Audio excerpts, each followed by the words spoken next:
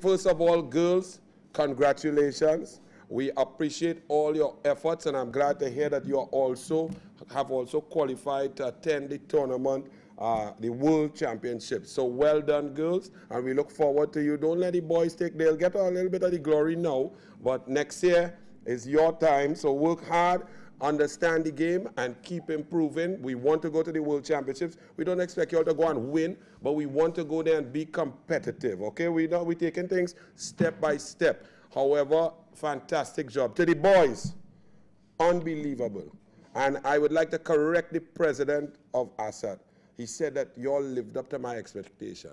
I will tell you honestly, not in my wildest dreams could I have believed that in such a short space of time, a Trinidad and Tobago national team will qualify for a World Cup, a World Championship. Soak it in for a little bit. A small island republic, twin island republic, with a sport that has just been revitalized over the last 8 years. Alan Tuafu, Ryan Smith starting it back. In fact, as a swimming coach, I could tell you that I was one of your water polo critics, because 10 years ago, 8 years ago, a lot of water polo players were swimmers who couldn't handle the pressure.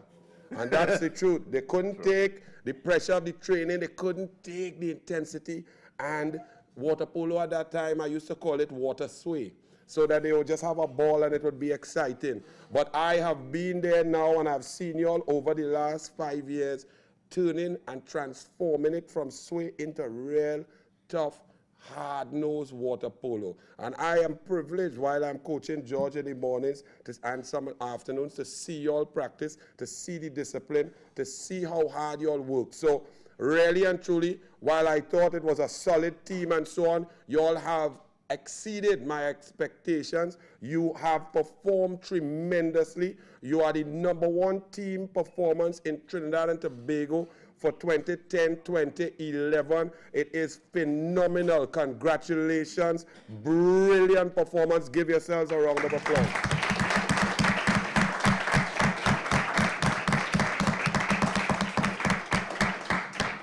When you could put a scare into the mighty USA that water polo is a tradition, it's a life, it's a specific, in every state, a certain type of lifestyle, the type of power and strength and aggression that you get from a USA, the kind of flair and speed that you get from a Brazil, and from Canada, the former champions, to take them and beat them was incredible. And what I saw, and in the history of Trinidad and Tobago team sports, we are not a defensive nation. We do not understand defensive work because we think it is boring, it is unnecessary, and you do not get glory for it. So when you see us play football, we always give up an early goal, or if somebody check 3 times or make 4 moves, our players get lost and the person ends up very free, because we do not like that hard-nosed discipline to stay connected,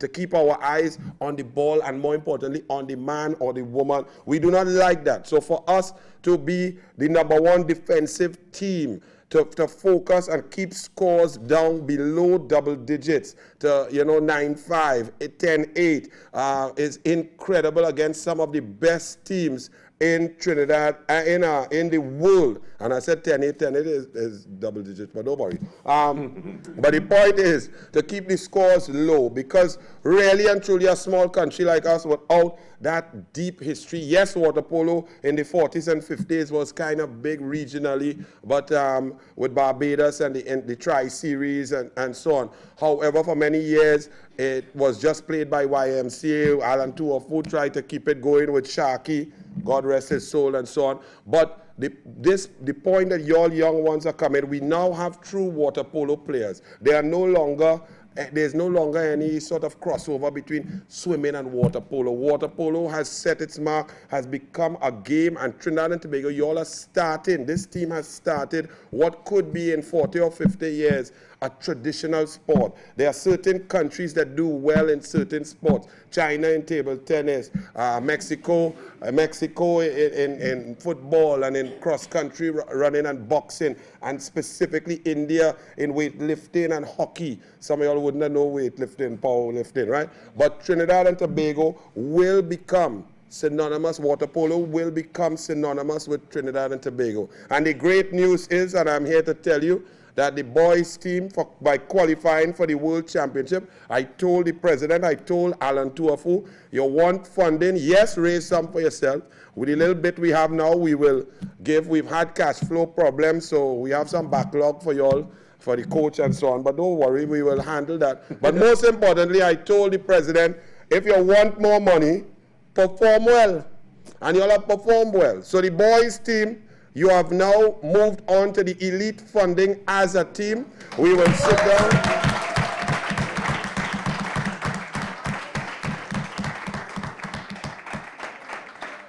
We will sit down with the technical staff, chart not only next year up to World Championships. What does that elite funding mean? What we have done is, because of the team concept, we are not going to give individuals money. But all your equipment and all your needs will be taken care of. But what the team as a whole, anything that is needed, any games that are needed, any travel, any tournaments that the Adam Foley and Alan Tuafu set down, you will be 100% funded. I expect that before the World Championships, you may want to go on a 2-week or 3-week camp down in Brazil. You will be able to go. Before the World Championships, you will be able to head over to Australia once your school's permitting. I'm not sure the exact dates, that you could head down 2 weeks or 3 weeks before to acclimatize, probably stop off in Singapore, play some games against some teams there and move ahead. This is serious stuff. This is serious business. This team is on 2016 Olympic qualifying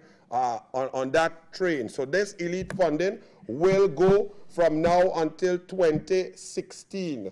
So this team is one team that will move just like our cricket team and football team. We will continue to fund. That funding will not come out of assets budget. This funding will be separate and apart for this team. So you have the full support of your government. You have made Trinidad and Tobago proud. I want you to hold your heads high, but the work gets harder from here, because no longer are people going to look at you and say, well, hey, Trinidad and Tobago, and take it easy. They're going to know how good we are. They're going to practice. You have already seen the brutal attack on one of our scorers. And that's what water polo is. The World Championships in China, I mean, the average size, some of y'all had to really start to eat and get in the gym. The average size of the players is 6'5", 220, 230 pounds of muscle for the men. So that's where we are going 2016.